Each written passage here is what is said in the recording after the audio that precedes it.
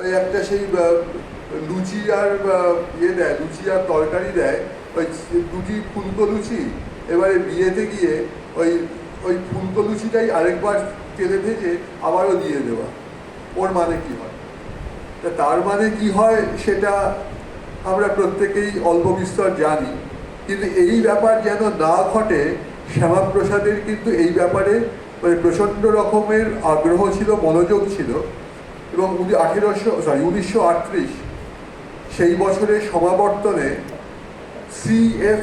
Andrews তিনি তার ভাষণে বলেছিলেন, এই ক্যালকাটা ইউনিভার্সিটির যে শিক্ষা ব্যবস্থা সেটার উন্নতি অবনতি ইত্যাদি নিয়ে তিনি কোনো মন্তব্য করতে চান না, কিন্তু তিনি একটি বিষয়কে একটু গুরুত্ব দিতে চান। প্রাচীন ভারতবর্ষে যেভাবে গুরুগৃহে বাস করে ছাত্ররা পড়াশোনা শিখতেন, এই স্কুল কলেজ ইউনিভার্সিটি ব্যবস্থার মধ্যে এই গুরুকুল, ঠিক এই শব্দটাই বলেছিলেন তার বক্তৃতায়, এই গুরুকুল, এই ব্যাপারটা কিন্তু অপসৃত হয়ে গেল এবং এইটা একটা সোশ্যাল লস। শ্যামাপ্রসাদ তার যে প্রতি বক্তৃতা যেটা হয় সেখানে তিনি বলেছিলেন যে এই বিষয়টি অত্যন্ত গুরুত্বপূর্ণ, মানে খুবই ইম্পর্টেন্ট ম্যাটার, কিন্তু যাতে সেই পরিসরটা গড়ে দেওয়া যায় আমরা সেই দিকে সচেষ্ট হব। এবং শ্যামাপ্রসাদের আগ্রহে ক্যালকাটা ইউনিভার্সিটির লাইব্রেরি সাংঘাতিক রকমভাবে এনরিচড হয়েছিল। আগে পুরনো বাড়ি থেকে, ওই সেনেট থেকে ওই লাইব্রেরি স্থানান্তরিত করা হলো নতুন তৈরি হওয়া আশুতোষ বিল্ডিংয়ের 4 তলায়। আপনি তো ক্যালকাটা ইউনিভার্সিটি ওই কলেজ স্ট্রিট ক্যাম্পাসে হাজরা কিন্তু আছে, যাই হোক, ওই আশুতোষ বিল্ডিংয়ের 4 তলায় সেটা পুরো ফ্লোর জুড়ে ইউনিভার্সিটির লাইব্রেরি, এবং আলাদা রেফারেন্স সেকশন তখন অন্য কোনোখানে নেই। আলাদা রেফারেন্স সেকশন, বিবলিওগ্রাফির জন্য আলাদা সেকশন, এবং এই ওপেন অ্যাক্সেস এবং এই মানে ক্যাটালগ ব্যবস্থা। ক্যাটালগ বলতে গেলে তখন একেবারেই তৈরি নয়। নিহার রঞ্জন রায়কে দায়িত্ব দেওয়া হলো ক্যালকাটা ইউনিভার্সিটির লাইব্রেরিয়ান হিসেবে, নিহার রঞ্জন রায়।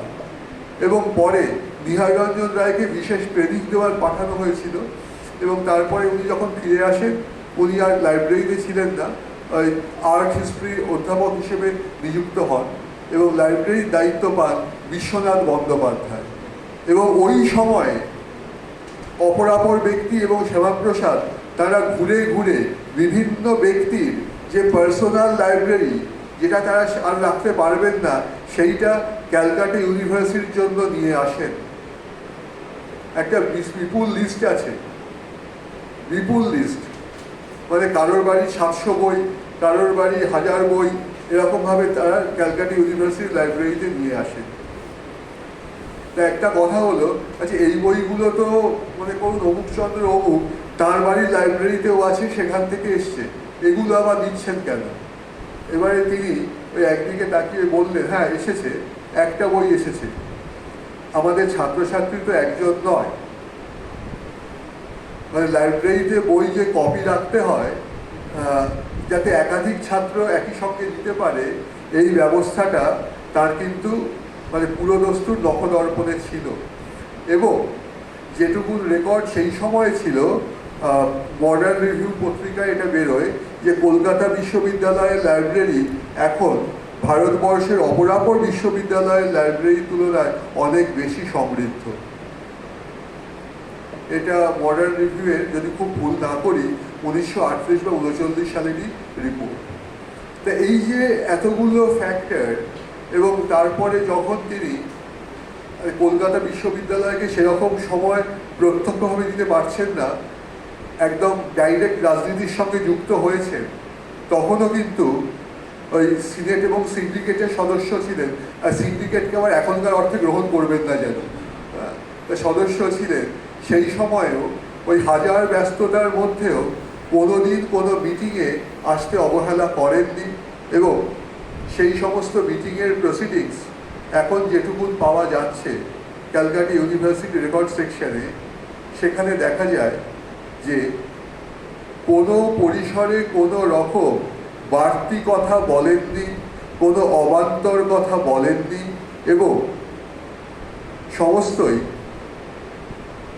খুব পদ্ধতি